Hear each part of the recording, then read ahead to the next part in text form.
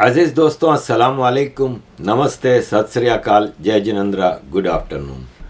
अजीज़ दोस्तों, European union ने कहा है कि पाकिस्तान में जो लीगल केसेस हैं, एंटी करप्शन रेटोरिक और दूसरे सारे केसेस, वो टोटली पॉलिटिसाइज्ड होते हैं।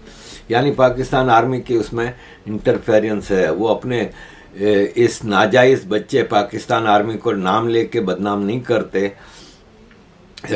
यूरोपियन यूनियन के ऑब्जर्वेशन हो रही थी, पाकिस्तान को जो जीएसपी प्लस का स्टेटस मिला हुआ है, generalise system of preference, tax वगैरह इंपोर्ट्स वगैरह के लिए, उसके सिस्टम के ऊपर इंक्वायरी हो रही थी कि एक्सटेंशन 2023 से 2027 तक पाकिस्तान को दी जाए कि नहीं।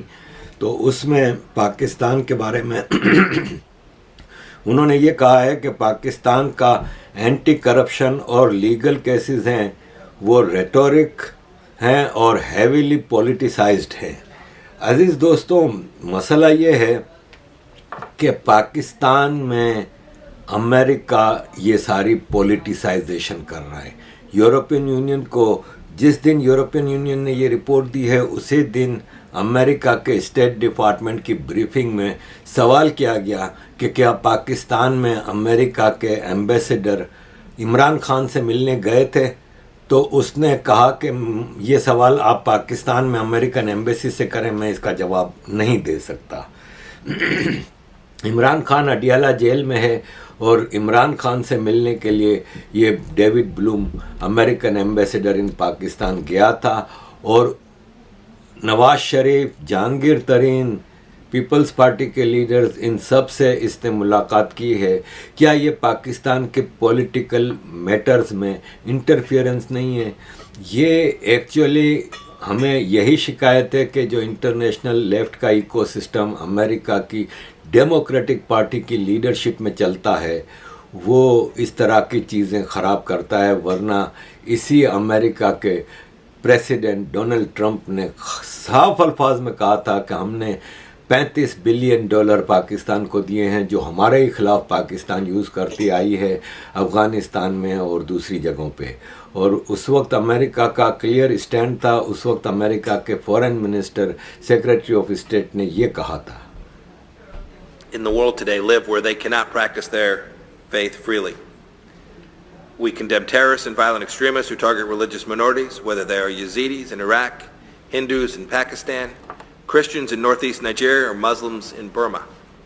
We condemn blasphemy and apostasy, laws that criminalize matters of the soul. And we condemn the Chinese Communist Party's hostility to all faiths. We know several of you courageously pushed back against Chinese pressure by agreeing to be part of this alliance, and we thank you for that.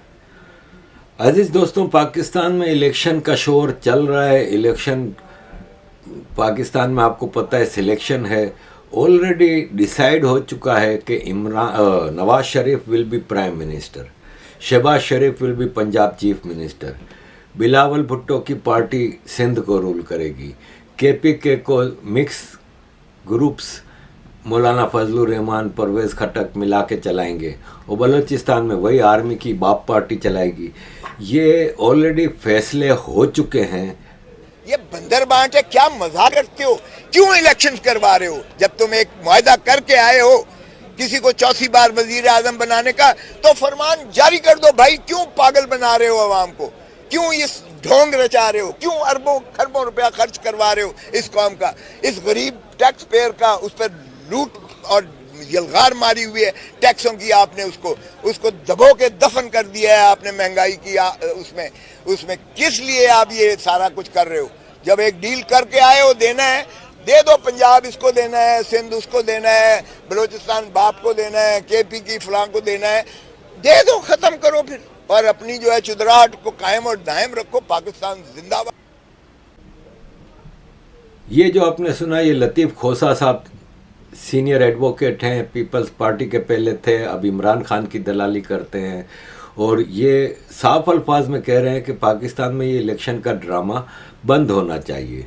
अजीज़ दोस्तों, देखें, मसला ये है कि पाकिस्तान में एक gang war चल रही है। पहले पाकिस्तान में एक ही गैंग था क्रिमिनल्स का, टेररिस्टों का, वो था पाकिस्तान आर्मी, जिसने मुख्तलिफ फ्रेंचाइजीज बनाई हुई थी टेररिस्ट ग्रुप के नाम पे। कुछ को पॉलिटिक्स में भी लेके आया, जैसे TLP पॉलिटिक्स करती है, इलेक्शंस में हिस्सा लेती है, मौलाना फजलुर रहमान की पार्टी जमात इस्लामी, ये सब पॉलिटिकल विंग्स हैं और कुछ टेररिस्ट ग्रुप्स हैं, और मुख्तलिफ जगहों पे, मुख्तलिफ मौक़ों पे, मुख्तलिफ इश्यूज़ के लिए, मुख्तलिफ इनके टारगेट्स के लिए उनको यूज़ करता रहता है। लेकिन अब एक और नया गैंग आ चुका है जो इस पाकिस्तान आर्मी नामी टेररिस्ट गैंग को चैलेंज कर रहा है। वो है इमरान खान। इमरान खान एक कल्ट है, उसने एक कल्ट बनाया है, इसने पूरे पाकिस्तान के लोगों का दिमाग ख़राब किया है। देखें, इस बात में तो कोई शक नहीं है कि इमरान खान बज़ाते खुद एक गंदा आदमी है, एक गंदे माइंडसेट का आदमी है, और उसकी पोलें लोग खोल रहे हैं। मसला ये है कि इसने जो एक कल्ट तैयार कर लिया है, एक ऐसी गैंग तैयार कर ली है पाकिस्तान के यूथ्स और लोगों की, कि उनके जहनों में इमरान खान खुद नंगा हो के सामने खड़ा हो के कह दे कि हाँ भाई ये सब मैं इतना गलत आदमी हूँ, तो भी वो एक्सेप्ट नहीं करेंगे। जैसे आपको पता है कि एक आसमानी किताब की आइडियोलॉजी टोटली वायलेंस और टेररिज्म पे बेस करती है, फिर भी बिलियन से ज़्यादा मुसलमान उसको बिलीव करते हैं ना। इसी तरह इमरान खान ने भी ये सब किया था। आज पाकिस्तान में बड़ा शोर हो रहा है कि ये किस किस्म की सियासत है कि बुशरा पीरनी फ़कीरनी के पहले शौहर का इंटरव्यू किया जा रहा है। उसने उस वक्त जब इमरान खान से बुशरा की शादी हुई थी, उस वक्त उसने कुछ और कहा था, आज उसके टोटली अगेंस्ट बात कर रहा है। रहीम, मेरा नाम जी ख़ाबिर फरीद मानिक है। मैं शायद आपके चैनल पे ये ऐसी ना आता, लेकिन मैंने जो अभी कल से मैं देख रहा हूँ जो न्यूज़ में जो रिपोर्टिंग हो रही है हमारे घर के बारे में, ये निहायत ही तशवीश का बायस है। ख़ास तौर पर जो न्यूज़ वाले रिपोर्टिंग कर रहे हैं वो सख्त मिसलीडिंग है और हमारे हाउस होल्ड को उन्होंने डिस्ट्रेस में डाल दिए। अभी इनकी मैंने एक रिपोर्टिंग पढ़ी है, न्यूज़ रिपोर्ट पढ़ी है कि जी इमरान खान की वजह से हमारे घर में नाचाकी हुई है। मैं कैटेगोरिकली इस बात का नोटिस लेता हूँ और सख्ती से तरदीद ही सिर्फ नहीं करता, मुझे इस बात का बड़ा दुख हुआ है। मैं ये बात बड़ा क्लियर करना चाहता हूँ आप लोगों को कि मेरी साबका एहलिया बुशरा बीबी, मैं सिर्फ बड़े क्लियरली और अल्लाह ताला को हाजिर नाजिर जान के कहता हूँ कि दुनिया की इससे पाक बीबी मैंने नहीं देखी, दुनिया की पाक तरीन बीबी है। और ऐसी खातून के बारे में इस तरह की बातें, और फिर इमरान खान का जो हमारे इस स्पिरिचुअल घर का एक बुशरत खाना समझता है, उनको उनके बारे में ऐसी बातें सुन के मुझे निहायत दुख हो रहा है, क्योंकि उस जैसा भला आदमी मैंने नहीं देखा। अल्लाह ताला की ज़ात उसे सेहत, तंदुरुस्ती, सलामती दे और इज्जतें दे। और ये मैं सख्त नोटिस ले रहा हूँ इस बात का जियो के खिलाफ कि अगर इन्होंने आइंदा इस तरह की कोई बात की तो I will take all possible legal action जो मेरे वास में होगा। लेकिन आई हैव कैटेगोरिकली डिनाई कि ये जो बातें की जा रही हैं सब गलत है और मुझसे मंसूब की जा रही हैं, और I don't agree with none of them. Thank you. अजीज दोस्तों, बुशरा पीरनी फ़कीरनी का ये पहला शौहर खावर माने का जो उस वक्त ये बात कर रहा था, आज उसके टोटल अगेंस्ट कर रहा है, लेकिन आज वो सच बोल रहा है। उस वक्त तो उसको इंसेंटिव इतना मिला था कि उसने कहा चल ना अपनी बूढ़ी बीवी को छोड़ के, मुझे इतना माल मिल रहा है, और एक यंग लड़की से शादी की और बड़े उसको मज़े मिले, इसके बेटों को मज़े मिले, तो उन्होंने कहा चल ना बूढ़ी माँ है, इसको छोड़ो। आज वो सच बोल रहा है। आज वो जो बोल रहा है ना, ये कंदील बलोच ने उसी वक्त इमरान खान के दौर में बोल दिया था। उसने उस वक्त यही बातें की थी कि इमरान खान रात के अंधेरे में जाता है, पीरनी फ़कीरनी के साथ अकेले में बातें करता है, क्या क्या करता है, और कंदील बलोच का आपको पता है कत्ल भी हो गया था इसके बाद। तो आज वो झूठ नहीं बोल रहा, झूठ वो उस वक्त बोल रहा था। आज ज़ाहिर आर्मी के कहने पे है, और आर्मी ने अभी एक नया सिस्टम पाकिस्तान में राइज किया है कि इंटरव्यूज़ की पॉलिटिक्स हो रही है। पहले ये होता था कि मार का कुटाई करके, टॉर्चर करके लोगों से बयान लिए जाते थे, वो अदालत में पेश किए जाते थे। आज क्या है कि इनको गायब किया जाता है, फिर इनको गिरफ्तार करके अंदर इनके साथ जो कुछ होता है, इसके बाद वो जो तोते की तरह उनको मैसेज दिया जाता है वो पूरा आके बाहर पढ़ते हैं। शुरू में पहले प्रेस कॉन्फ्रेंसेस कराई, अब उन्होंने नया तरीका ये निकाला है कि इंटरव्यू कराते हैं, और उस इंटरव्यू में एंकर पाकिस्तान की आईएसआई का दिया हुआ सवालनामा जो होता है, क्वेश्चन फॉर्म, वो पूरे क्वेश्चंस वही पूछता है जो आईएसआई ने दिए होते हैं, और इंटरव्यू देने वाले को जवाब बताया गया होता है कि आपने ये जवाब देने हैं। अब 2 और इंटरव्यू तैयार हो रहे हैं जो कि इमरान खान के लिए बहुत ज़्यादा पोलें खोलेंगे। एक फवाद चौधरी का होगा, अभी फवाद चौधरी की डेंटिंग पेंटिंग हो रही है, उसका सॉफ्टवेयर अपडेट हो रहा है। जैसे ही अपडेट हो जाएगा फवाद चौधरी को भी इंटरव्यू के लिए लाया जाएगा किसी टीवी पे। और एक है मलिक रियाज का इंटरव्यू।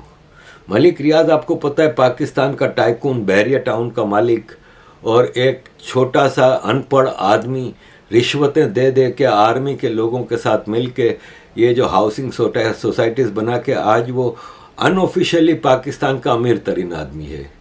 पाकिस्तान के अनऑफिशियली अमीर तरीन आदमियों में नवाज शरीफ, जरदारी और मलिक रियाज हैं 3, क्योंकि इनका लीगल तरीके से इन तीनों ने कोई पैसा नहीं कमाया, इन्होंने हरामखोरी करके ही सारा पैसा कमाया है। मलिक रियाज के इंटरव्यू के बारे में ये कहा जा रहा है कि इसमें जो चीज़ें पोलें खोली जाएंगी उसमें इमरान खान की पहली बीवी जमाइमा गोल्डस्मिथ के अकाउंट में भी काफ़ी पैसे भिजवाए गए थे मलिक रियाज की तरफ से। इसके अलावा मलिक रियाज ने इसमें यह कहा है कि मेरी बेटी से खाली हीरे जवाहरात नहीं लिए गए बल्कि और भी बहुत कुछ लिया गया।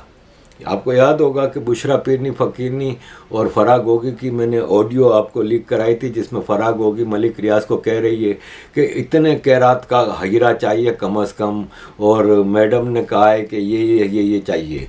इसके अलावा इसने मलिक रियाज अपने इंटरव्यू में बताएंगे कि 1 अरब रुपया कैश यानी 100 करोड़ रुपया कैश बुशरा पीरनी फ़कीरनी हमसे ले चुकी है।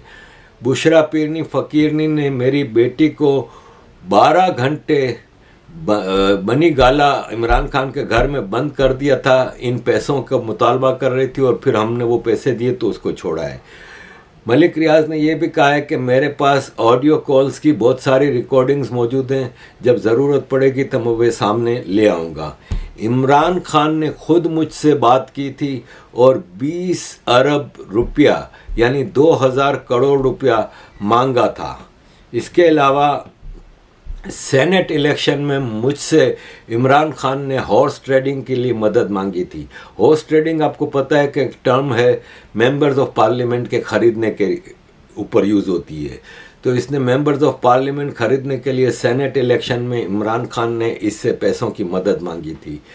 इमरान खान ने मुझे कुछ नाम दिए थे कि इनको कैश पेमेंट कर दो, ये सेनेट के इलेक्शन के लिए मैंने ये मेंबर्स ऑफ पार्लियामेंट खरीदे हैं। आपको पता है सेनेट के इलेक्शन में मेंबर्स ऑफ प्रोविंशियल असेंबली और members of national assembly voting करते हैं और फिर सेनेटर इलेक्ट होता है। तो इमरान खान ने काफ़ी मेंबर्स को ख़रीदा था जिसकी पेमेंट मलिक रियाज से कराई।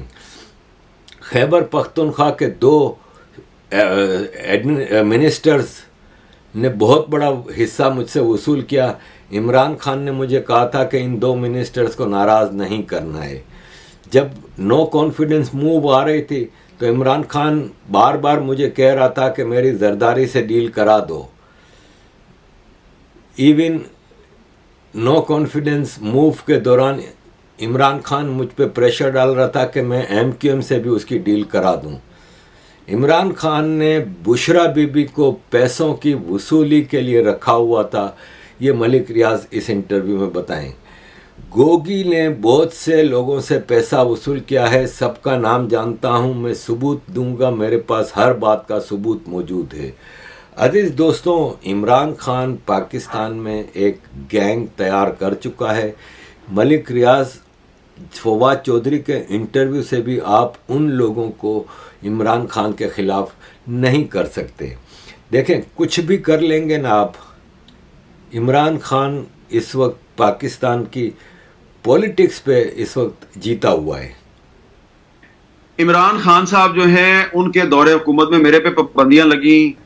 उन्होंने अपनी पार्टी का जो सोशल मीडिया सेल है उसके जरिए मेरे पे उन्होंने पता नहीं क्या क्या इल्जाम लगाए। उस बहस को छोड़ दें। जी। लेकिन भाईजान, जो सहाफी है ना, उसका काम ये होता है कि जो ग्राउंड रियलिटी है वो उसको समझे और सूरत हाल का दुरुस्त तज्जिया करे। तो जो मेरा तजिया है उससे हो सकता है आप इत्तेफाक ना करते हो, लेकिन मेरा ये ख्याल है कि परवेज खटक साहब हों या जहांगीर तरीन साहब हों या कोई और हो, पीटीआई का वोट बैंक ये नहीं तोड़ सकते। आप बैलेट पेपर से बल्ले का निशान गायब कर दें, आप पीटीआई जो है उसको बतौर पार्टी इलेक्शन में हिस्सा लेने से रोक दें। इमरान खान ने जेल में बैठ के भी एक स्ट्रेटजी तैयार की हुई है और वो स्ट्रेटजी मेरे तक पहुंची है इमरान खान के एक बहुत करीबी वकील के जरिए। और इमरान खान ने अपने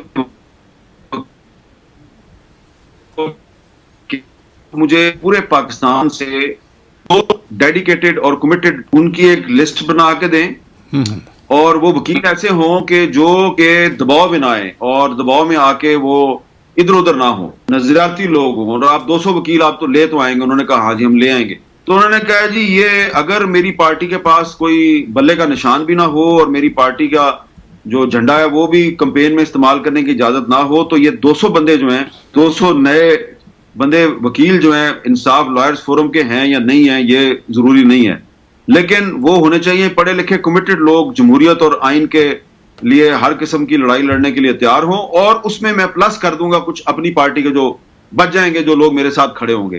तो आपने इनको कहना है कि भाई ये एक इमरान खान की अप्रूव्ड फहरिस्त है, ये उसके उम्मीदवार हैं और इनको आपने वोट देना है। निशान उनको कोई भी मिले तो इमरान खान साहब तो स्ट्रेटजी बना के बैठे हुए हैं, वो पूरी कोशिश करेंगे कि बल्ले का निशान हो या ना हो और तहरीक इंसाफ को बतौर पार्टी शमूलियत की इजाजत मिले या ना मिले, लेकिन उन्होंने 200 वकील जो है ना उसको इलेक्शन में खड़ा कर देना है और किसी ना किसी तरीके से सोशल मीडिया के जरिए, इंटरनेशनल मीडिया के जरिए उन्होंने वोटर को पैगाम दे देना है कि जनाब फलां हल्के में ये बंदा जो है ना ये है मेरा उम्मीदवार।